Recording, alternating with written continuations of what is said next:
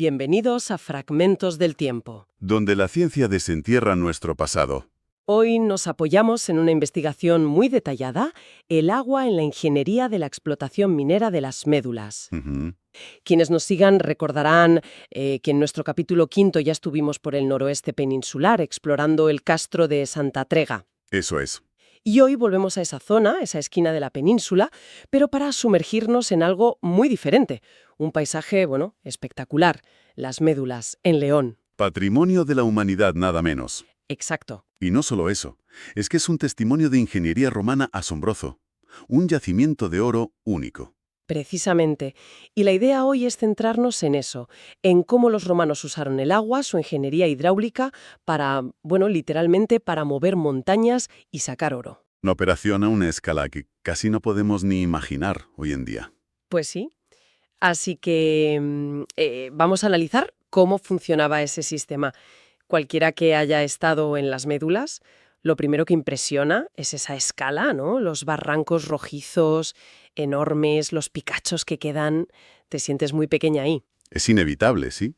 Piense que estamos hablando de la que fue la mayor mina a cielo abierto de todo el Imperio Romano, la más grande. Y lo más fuerte es pensar que esa transformación tan bestia del paisaje se hizo hace casi 2000 años. Claro, y que la herramienta principal fue el agua. Ni explosivos ni máquinas como las de ahora. Agua, pura fuerza hidráulica. Eso nos lleva al primer gran problema que tuvieron que resolver. Por lo que he leído en la fuente, el oro allí no estaba en vetas, fácil de seguir, estaba disperso. Exacto. Era oro aluvial diseminado en la roca, en ese conglomerado rojizo. ¿Y qué significaba eso? Precisamente, hablamos de unos pocos gramos por cada tonelada de material que movían. Muy baja ley. Vaya. Así que la clave no era encontrar la veta buena, sino ser capaces de procesar volúmenes descomunales de tierra y piedra. Y además la ubicación. Esos depósitos estaban arriba, en la montaña, muy por encima de los ríos cercanos como el Sil o el Cabrera. Ese es el punto, llevar el agua necesaria hasta esas cotas tan altas. Ese fue el primer gran desafío de ingeniería. Casi un imposible, podrías pensar. Pero lo consiguieron. Y aquí es donde las cifras se empiezan a marear un poco. ¿Cómo de grande era esa red de canales? Pues agárrate. El estudio de Matías Rodríguez, que se basa en mediciones muy precisas en el terreno, documenta una red que suma, en total, unos 600 kilómetros de canales. 600. 600 kilómetros, excavados en gran parte a mano, en plena montaña. Es que cuesta hacerse una idea. 600 kilómetros. ¿Era como una telaraña o tenía partes más definidas? Se organizaba, digamos, en dos grandes sistemas. Una red norte, que recogía agua de la vertiente norte de los montes Aquilianos, Ajá. y una red sur, que era la más grande y la más importante. Esta se alimentaba sobre todo del río Cabrera y sus afluentes. El Cabrera, podemos decir, fue el verdadero motor hidráulico de las médulas. Y dentro de esa red sur hay un canal que es especialmente famoso, ¿verdad? El C3. Correcto. El canal C3 es una obra maestra en sí mismo. Empieza en el río Cabrera, a una cota bastante baja, Ujú.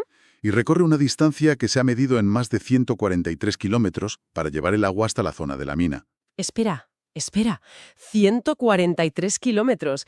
Eso suena a lo que contaba Plinio el Viejo. Exacto. En su Historia Natural, que hablaba de canales de 100 millas romanas, unos 147 kilómetros, cifras que a veces se pensaba que eran un poco exageradas.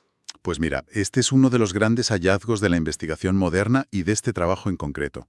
La confirmación sobre el terreno de esas descripciones antiguas. O sea que Plinio no se inventaba nada. No exageraba, ¿no? El canal C3 demuestra que construir un canal de casi 150 kilómetros en el siglo I era algo que la ingeniería romana podía hacer. De hecho, el C3 se considera la segunda conducción hidráulica más larga que conocemos de toda la antigüedad. Increíble. Esto valida estas fuentes clásicas y nos da una idea de la capacidad de planificación y ejecución que tenían, a escala imperial realmente. Y una planificación que no sería fija, ¿no? Me imagino que la red iría cambiando según avanzaba la mina. Fases. Según necesitaban agua en nuevos frentes, a distintas alturas, pues, construían nuevos tramos o extendían los existentes. Era un sistema vivo, dinámico, pensado a largo plazo. Hablemos de cómo los construían, porque llevar agua casi plana durante kilómetros por laderas empinadas suena complicadísimo. Y lo era desde luego. La fuente describe cómo los canales van por terrenos muy difíciles, a veces sobre la roca pura, con laderas muy verticales. Tenían que tallar la roca. En muchos tramos sí, directamente tallar una plataforma en la roca para asentar el canal. ¿Y si el terreno era más blando o inestable? Pues ahí es donde entra otra obra de ingeniería impresionante. Levantaban muros de contención enormes para crear esa plataforma. Muros de mampostería en seco, o sea, piedras sobre piedras sin argamasa. Sin cemento. Sin cemento. Y algunos de esos muros llegan a tener hasta 5 metros de altura. Imagínate. Sobre esa base ponían la caja del canal y, muy importante, dejaban un caminito al lado. ¿Un camino? ¿Para qué? Un corredor de servicio, sí. Una senda paralela. Era fundamental para poder vigilar y mantener la red. Piensa en 600 kilómetros. Había que limpiar derrumbes, tapar fugas, controlar que el agua corriera bien. Un trabajo constante. Y todo eso manteniendo la pendiente exacta. ¡Qué precisión! Ese es otro punto que fascina. Cada canal tenía su pendiente media, muy constante en todo su recorrido, pero calculada de forma diferente para cada uno. Y hay un detalle curioso que revela la investigación. ¿Cuál? Parece que los canales que iban más altos tenían pendientes un poquito mayores, sobre el 0,3% o 0,4%. ¿Y los más bajos? Más suaves, sobre el 0,15% o 0,2%. ¿Y se sabe por qué esa diferencia? La hipótesis es que era para optimizar el flujo. Quizás más arriba necesitaban que el agua fuera un poco más rápido para que llegara bien a todas partes, o compensar pérdidas, pero siempre con mucho cuidado. Claro, para que no se desbordara ni rompiera el canal. Exacto. Mucha velocidad podía erosionar el propio canal o desestabilizar los muros. El CD3, por ejemplo, con sus 143 kilómetros, mantiene una media del 0,21%. Constante. Lograr eso con los niveles de la época, como el Chorobates, en ese terreno, es admirable. ¿Y si se encontraban con una roca muy dura que no podían bordear? Pues a perforar. Si se topaban con roca muy resistente como cuarcita y no querían desviarse mucho del trazado ideal, hacían túneles cortos. Túneles. ¿Cómo los hacían? Con la técnica del fuego y agua, que era habitual. Hacían una hoguera pegada a la roca para calentarla muchísimo y luego, ¡zas!, le echaban agua fría. Ah, para que se rompiera por el cambio de temperatura. Eso es, para fracturarla. Se han encontrado varios túneles de este tipo asociados a los canales. Y entre tanta piedra, tanto esfuerzo, ¿queda alguna marca de la gente que trabajó allí? ¿Algún nombre? Alguna cosita sí, y es emocionante. En las paredes de roca de los canales han aparecido inscripciones grabadas. Hay una bastante conocida, en el canal C1. ¿Qué dice? Menciona a un tal Flaco del pueblo de los Euros, y dice que él cortó ese tramo. Entendemos que excavó o trabajó en él. Qué bueno. Un pequeño rastro de una vida anónima. Son como destellos, ¿verdad? Nos recuerdan a toda la gente que estuvo allí picando piedra. Es que la cantidad de mano de obra tuvo que ser brutal. ¿Se sabe cuánta tierra movieron solo para los canales? La fuente da una estimación que te ayuda a hacerte una idea de la escala. Solo para abrir la plataforma de los 600 kilómetros de canales y sus caminos de servicio, calculan que movieron algo así como 1,75 millones de metros cúbicos de roca y tierra. 1.750.000 metros cúbicos. Una barbaridad. Todo a mano, pico y pala, básicamente. Bueno, pues ya tenemos el agua arriba, gracias a esa red increíble. Ahora, la pregunta del millón. ¿Cómo usaban esa agua para sacar el oro? Plinio hablaba de la arrugia. Efectivamente. Plinio el Viejo es nuestra fuente principal aquí. Él describe cómo excavaban galerías y habla de derrumbes espectaculares. Durante mucho tiempo se interpretó su frase ruina montium. Ruina de los montes. Sí, como si fuera un método específico de arruinar montañas provocando derrumbes gigantes. Pero parece que ahora se ve de otra forma, ¿no? Sí, el análisis más detallado del texto de Plinio y lo que se ve en el terreno sugiere otra cosa. Ruina montium podría referirse más bien al tipo de material que explotaban. Esas ruina, los derrumbes, los sedimentos de montaña ya consolidados. Ah, vale. ¿Y arrugia?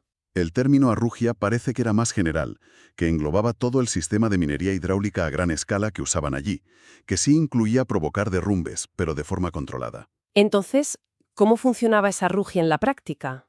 ¿Cuál es la interpretación técnica actual? Pues la idea es que primero hacían una red de galerías por dentro de la montaña en la base de los frentes que querían explotar. Vale. Luego metían agua por esas galerías y dejaban que se filtrara por toda la roca. El objetivo era empapar bien el conglomerado, para ablandar la arcilla que unía las piedras. O sea, usar el agua para debilitar la montaña por dentro, como si la pusieran a remojo. Exacto, como un ablandador gigante. Esa saturación de agua, más la propia fuerza del agua corriendo por las grietas y sobre todo el peso enorme de toda la roca que había encima. Entiendo. Pues todo eso junto acababa provocando que grandes paneles de montaña se vinieran abajo. Pero no de forma caótica, sino de forma más o menos controlada y dirigida. Vale, se derrumba una parte enorme de la montaña y después... Después venía la segunda fase hidráulica. Soltaban de golpe una gran cantidad de agua que tenían almacenada en depósitos más arriba, sobre toda esa masa de rocas y lodo derrumbada. Una riada controlada. Una tromba de agua, sí, y su función era arrastrar todo ese material, lodo, arena, piedras, oro, todo mezclado, hacia unos canales especiales de lavado. Plinio los llama agogas. Las agogas. ¿Ahí es donde separaban el oro? ¿Y cómo? Plinio lo cuenta bastante bien. Dice que en el fondo de esos canales de lavado, que eran largos y con poca pendiente, ponían capas de ramas de un arbusto áspero y pegajoso. Lo llama urce. ¿Urce? ¿Se sabe qué planta era? Podría ser algo parecido al brezo, al romero, a la retama, algo con ramas rugosas. Quizás también usaban piedras encajadas en el fondo, otros métodos. Y las ramas atrapaban el oro. ¿Cómo? Por la densidad. Es un principio físico simple. El agua arrastra todo por el canal. El oro, como pesa mucho más que la arena o la arcilla, se va al fondo. Claro. Y al llegar al fondo se quedaba atrapado en ese entramado de ramas rugosas, mientras todo lo demás, lo más ligero, seguía flotando y se iba con el agua. ¡Qué ingenioso! Un sistema de concentración por gravedad, básicamente. ¿Y las piedras más gordas? ¿Los cantos rodados? Esas montoneras de piedras que sacaban son las que tradicionalmente se llaman murias. Se ven muchas murias en las médulas. Pues curiosamente, y es algo que señala el estudio, no tantas como uno esperaría viendo la cantidad brutal de material que movieron. ¿Ah, no? ¿Y eso por qué? Pues sugiere que quizá una buena parte de las piedras medianas y grandes también las evacuaban con agua, junto con el lodo. A lo mejor usaban canales de desagüe con más pendiente o más caudal para que se llevaran también las piedras. Claro, eso nos lleva a otro problema logístico enorme. ¿Dónde metían toda esa cantidad gigantesca de material de desecho? Los millones de metros cúbicos de lodo y arena sin oro. La gestión de los estériles era clave, claro. Si no los quitaban de medio, la mina se paraba. En las médulas, casi todo ese material se echó en dos zonas principales: el barranco de la Baluta y una depresión que llaman el Chao de Maseiros. O sea que el paisaje que vemos hoy... Exacto. Gran parte del paisaje actual de las médulas, esas formas tan raras, son en realidad esos vertederos gigantes de estériles acumulados durante siglos. Incluso hicieron túneles solo para tirar los escombros. Sí, sí, se conocen túneles excavados a propósito para canalizar esas corrientes de agua cargadísimas de lodo y piedras. El túnel de la Palombeila es un ejemplo brutal. ¿Por qué? Porque la fuerza del agua con rocas pasando por ahí sin parar durante años llegó a excavar el suelo del túnel hasta 30 metros más abajo de como lo hicieron originalmente. 30 metros. Madre mía. Te da una idea del poder erosivo de esa mezcla.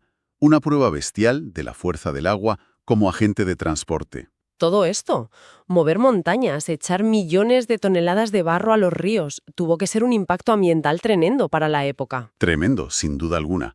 Imagina echar continuamente toneladas de arcilla roja y arenas al río Sil. Eso tuvo que cambiar por completo el río y la vida en él aguas abajo. ¿Se sabe algo concreto? Hay teorías interesantes. Por ejemplo, se piensa que el nombre antiguo del río Miño, que era Minius, Minius. sí, podría venir del color rojo, Minium, en latín, que cogían sus aguas por todos estos vertidos de las médulas y otras minas de la zona. Vaya. ¿Y queda alguna otra consecuencia de eso que veamos hoy, aparte del paisaje de la mina? Pues sí, y muy clara. El lago de Carucedo. El lago se formó por la mina. Se formó porque la acumulación de estériles que venían de las médulas llegó a taponar la salida natural de un valle cercano. Crearon una presa artificial con los desechos y eso dio origen al lago que existe hoy. Es una consecuencia directa y que perdura. Volviendo a la mina en sí, ¿fue un proceso continuo? ¿Siempre igual? Bueno, la idea clásica era que sí, que iban avanzando más o menos de forma uniforme, quizás de abajo arriba. Pero el análisis más fino de la red de canales y entender mejor la geología, Ajá. que no es un simple abanico de sedimentos, sino terrazas de río unas encima de otras, pues eso revela algo más complejo. ¿Más complejo cómo? La investigación apunta a que la mina se explotó por fases muy definidas. Se han identificado al menos 4. y cada fase parece ligada a la llegada del agua por canales concretos, a zonas y alturas específicas. O sea que no fue un vamos para arriba, sino más bien ahora atacamos este bloque, luego este otro. Eso parece. Una secuencia planificada, por bloques o áreas, que dependía de hasta dónde llegaba el agua con los canales que tenían en cada momento. Muy lógico. ¿Y el final? ¿Por qué pararon? Siempre se ha dicho que fue por la crisis del siglo III en Roma. Esa ha sido la explicación más repetida, sí. Que la crisis económica y política del siglo III hizo imposible mantener una operación tan cara. Pero la arqueología y otra vez el análisis de cómo funcionaba la mina están poniendo eso en duda. ¿Qué dice esa evidencia nueva? Por un lado, lo que se ve en las últimas zonas explotadas no parece un abandono rápido por una crisis. Parece más bien un cierre ordenado, una explotación en retirada. Como si fueran agotando sistemáticamente lo que quedaba accesible, sin intención de volver. Vale, un cierre planificado. ¿Y hay algo más? Sí, y esto es muy importante, lo que aporta la fuente. Se ha visto que algunos de los canales principales que llevaban agua a esas últimas zonas de las médulas fueron cortados o destruidos después por la propia minería romana en el yacimiento de al lado, en Llamas de Cabrera. ¡Ostras! Eso lo cambia todo. Si siguieron sacando oro justo al lado y rompieron canales de las médulas para hacerlo. Exacto. Sugiere que la minería de oro en la comarca no paró de golpe por una crisis general. Lo que seguramente pasó es que las médulas se abandonaron porque lo que quedaba allí, ¿Ya no era rentable? o se agotó técnicamente. Quizás ya no podían llevar el agua más alto o a las zonas que quedaban, o simplemente comparado con otros sitios cercanos como Llamas de Cabrera, que era oro primario, en roca madre, Que tendría más concentración de oro. seguramente. Así que el interés minero se movió a donde era más fácil o más rentable sacar oro. El final de las médulas sería más por agotamiento o estrategia local que por una crisis del imperio. Una interpretación mucho más matizada. Sí, y plantea preguntas interesantes sobre si realmente era tan rentable mover montañas enteras por unos pocos gramos de oro por tonelada. Ese equilibrio esfuerzo-beneficio sigue siendo un tema de debate. Entonces, para ir cerrando, ¿cuál dirías que es la gran lección o el gran mensaje que nos deja este análisis de la ingeniería de las médulas? Yo creo que las médulas es mucho más que un paisaje bonito, patrimonio de la humanidad. Es, sobre todo, un monumento a la capacidad de organización y a la técnica de la ingeniería romana. Demuestra una capacidad increíble para planificar a muy largo plazo, a una escala territorial enorme, y para mover recursos gigantescos, agua, piedra y sobre todo personas, para conseguir algo muy concreto que el imperio necesitaba: oro, mucho oro. Una demostración de poder y de conocimiento técnico aplicado a cambiar el paisaje de forma radical, usando básicamente agua y músculo. Justo eso. Y claro, te hace reflexionar sobre cosas muy de hoy, ¿no? ¿Cómo qué? Pues sobre la ambición humana por conseguir recursos, sobre el coste real ambiental y humano que tiene obtenerlos y sobre la huella tan profunda, a veces para siempre, que dejamos en el planeta con nuestras actividades. El impacto ambiental de las médulas que vemos 2000 años después. Es también parte fundamental de su legado, sí, y nos tiene que hacer pensar en nuestros propios impactos hoy en día. El resultado tan interesante como a nosotros. Nos despedimos hasta la próxima entrega de Fragmentos del tiempo. Fragmentos del tiempo.